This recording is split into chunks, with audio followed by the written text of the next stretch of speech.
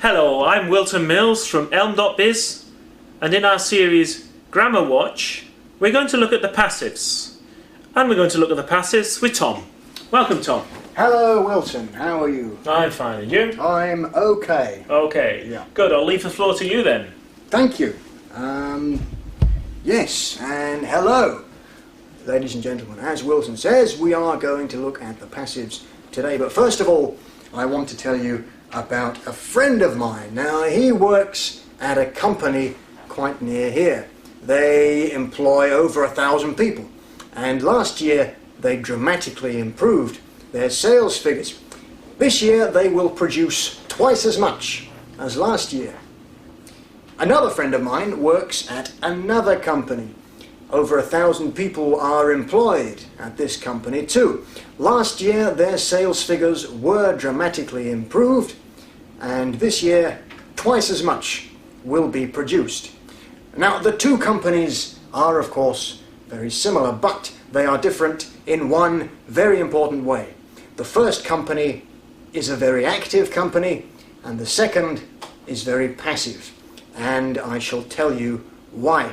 Now let's compare. They employ over 1,000 people, and the next one, over 1,000 people are employed. The first sentence is from the first company, so the active company. In this sentence, the subject performs an action. Here, they is the subject and employ is the action. Now, the second sentence is from the second company, the passive company. The meaning of the sentence is the same, but the emphasis is different. Over 1,000 people is now the subject, and are employed is the action performed upon it.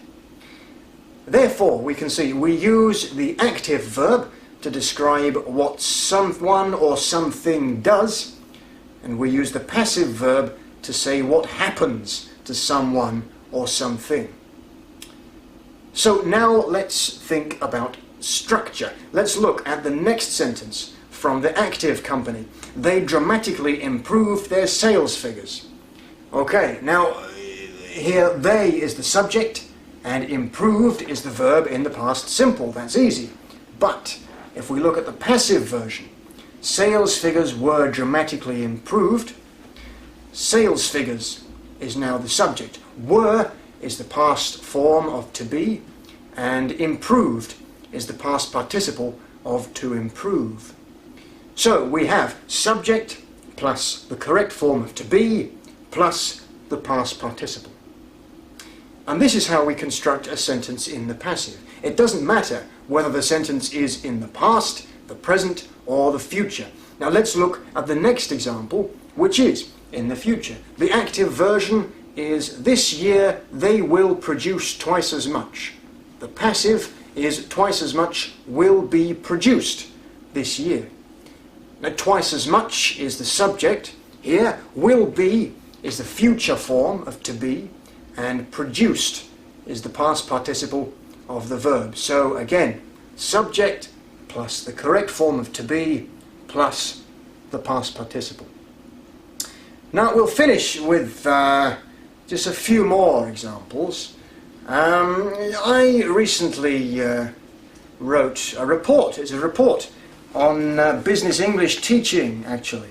I spent a long time writing it. It's rather a good piece of work, though I say so myself. Now, the good news is that the report has been published by a leading education journal. This was unexpected. It was a surprise because I thought I had the only copy. But nevertheless, I'm very happy. I'm very happy that the journal has published the report. I am not quite so happy about what it says here on page 25 above the article.